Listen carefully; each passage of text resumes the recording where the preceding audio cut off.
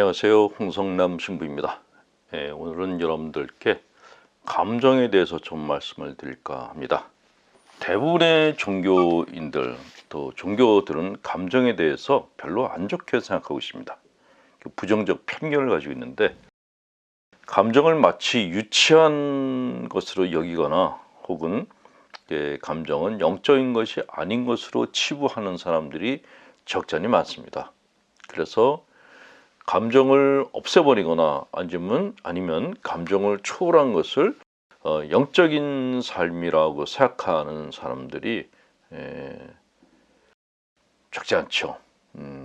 그런데 그렇게 감정을 이렇게 부정적으로 보고 감정을 갖다가 함부로 다루게 되면 생기는 그 부작용들이 적지 않습니다. 다들 밖으로 얘기는 안 하고 있지만은 교회에서, 성당에서, 절에서 또 이렇게 특히 그 수도자나 수행 생활을 하는 분들 가운데에서 감정을 함부로 다루어서 신경증적인 또 심지어는 정신병적인 그런 질환을 얻은 분들이 적지 않이 많습니다. 다들 말을 안 하고 있을 뿐이죠.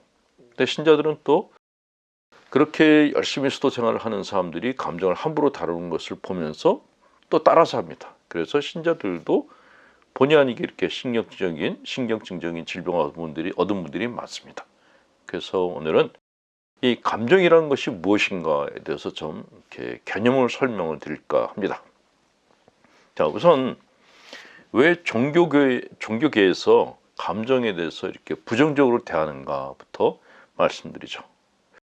자, 어떤 감정들은 우리에게 고통을 느끼게 합니다. 예를 들어서 분노는 우리를 극단적인 흥분으로 치닫게 하죠. 또 부끄러움이란 감정은 내가 가치 없는 인간이라는 생각을 가지게 합니다.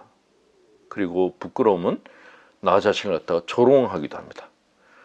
또 기습적으로 일어나는 죄책감은 어떻습니까? 사람 마음을 낙담하게 만듭니다. 또 우울감은 삶의 모든 기쁨을 다 빼앗아가 버립니다. 이런 나쁜 느낌을 뛰어넘어서 감정은 우리를 비참하게 만드는 결과를 초래하기도 합니다. 욱하는 그 분노는 폭력을 일으켜서 사람을 상해하는 그런 범죄 행위로 이어질 수도 있고, 부끄러움과 죄책감이 지나칠 경우에는 약물이나 아니면은 이렇게 과식을 하거나 아니면 중독성 행위를 통해서 안도감을 찾고자 하도록 합니다. 또 두려움은 우리의 면역 체계를 약화시키고 체력을 소진시켜요. 그래서 다른 질병에 노출되게 만들기도 합니다. 특히 분노는 가톨릭교에서는 7죄 중에 하나라고 아주 이렇게 죄악시되어 있는 감정이죠. 자, 많은 사람이 부끄러움을 이야기하면서 부끄러움은 치유되어야 될 상처, 어린 시절에 받은 학대에서 비롯된 해로운 것 혹은 피해를 입히는 행동의 이면에 자리 잡은 숨겨진 힘, 이렇게 생각합니다. 자, 우리는 부정적 감정을 이렇게 부끄러워하면서 어떻게든 이런 감정들을 갖다 빨리 없애고 싶어 합니다. 이런 감정을 가졌을 때 힘들기 때문에 그렇죠. 그런데 이 감정들이 그렇게 우리 마음먹은 대로 처리가 되면 좋을 텐데 그렇지가 못한 것이 현실입니다. 그리고 우리가 사는 사회는 또 감정에 대해서 적대적인 입장에 있는 그런 문화적 배경도 깔려 있습니다. 18세기 철학자 임마누엘 칸트가 이런 얘기를 했죠. 인간의 감정은 모르긴 해도 늘 마음의 질병인 것 같다. 왜냐하면 감정이나 열정은 이성의 주도권을 없애버리기 때문이다. 감정은 사람을 눈멀게 한다. 임마누엘 칸트의 이야기였습니다. 근데 칸트의 이런 견해는 오늘날까지도 그 명맥이 유지가 되고 있죠. 감정은 개인적 열정이고 비이성적 충동이다라고 보고 있다는 것입니다. 자, 정말 감정이라는 것이 그런 것인가? 우선 감정은 개인적인 것인가에 대해서 한번 물음을 던져보죠. 물론 감정이라는 것은 자기 자신만의 아주 독특한 것이면 틀림이 없습니다. 죄책감, 부끄러움, 분노, 우울, 이런 것들은 다 내 안에서 발생하는 것들입니다. 그러나 감정은 단순히 개인적인 것 이상입니다.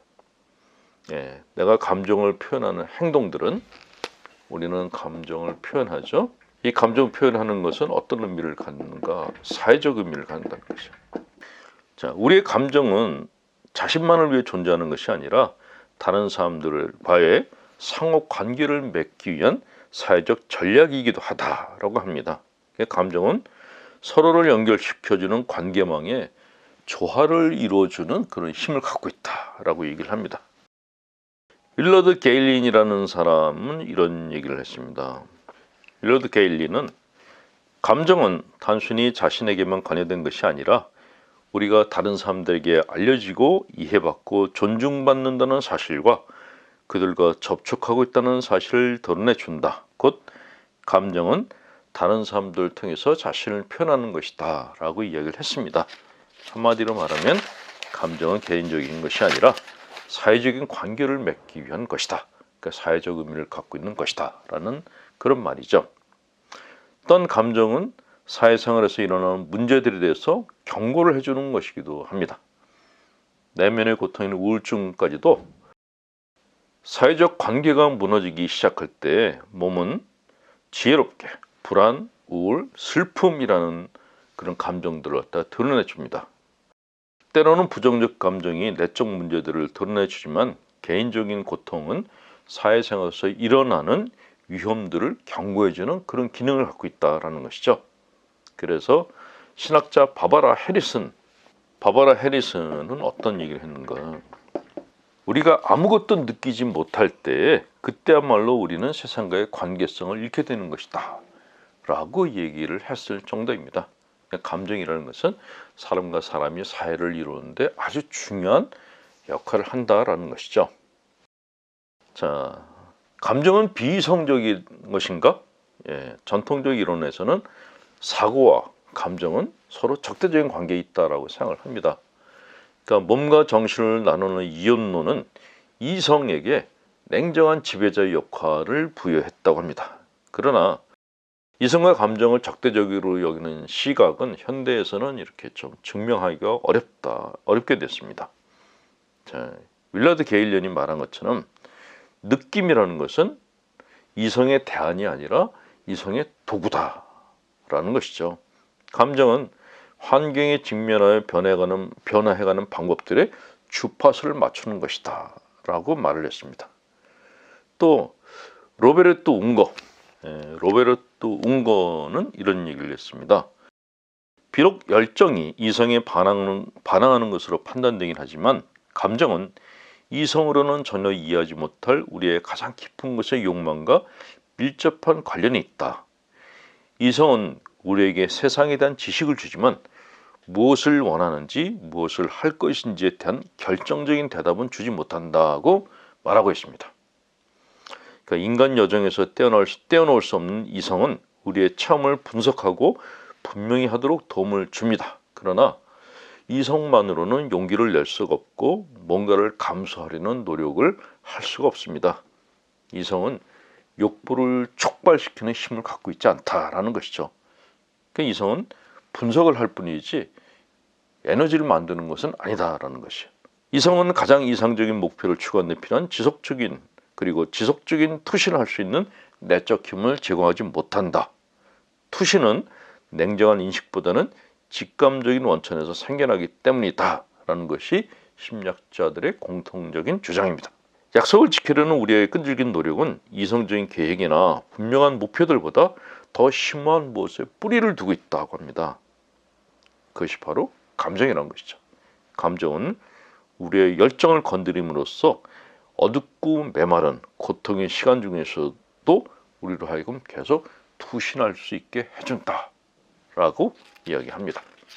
감정이 얼마나 중요한 것인지 우리의 인간성 안에는 열정의 경험을 통해서만 이룰 수 있는 것들이 있다. 공감은 열정의 분복이로서 우리에게 다른 사람의 고통을 살펴볼 수 있는 특권을 준다. 바로 이것이 이성만으로는 온전하게 힘을 발휘할 수 없다는 증거이다 라고 얘기합니다. 자, 감정은 아까도 얘기했지만 우리가 지니고 있는 열망을 일깨워줍니다. 열망은 우리로 하여금 계속 투신하게 하고 우리가 어떤 사람이 되어야 되는지를 제시해 줍니다. 그래서 웅거는 사고와 충동 사이에 풍요로운 상호 연관성이 있음을 통해서 열정과 이성 사이의 관련성을 주장한 사람입니다. 자, 우리가 보통 인간답다라는 말을 하죠. 인간답다. 자, 인간답다라는 게 어떤 것입니까? 저거는 참 사람 같지가 않아. 그런 얘기를 듣는 사람들의 특징은 무엇일까요? 예, 기도는 많이 하는데 감정 표현을 안 해요. 늘 이렇게 조용한 얼굴하고 있어요. 무표정한 얼굴. 그럴 때 사람들은 인간 같지 않다라고 얘기해요. 도가 통했다? 도를 깨달았다? 이렇게 얘기하지 않습니다.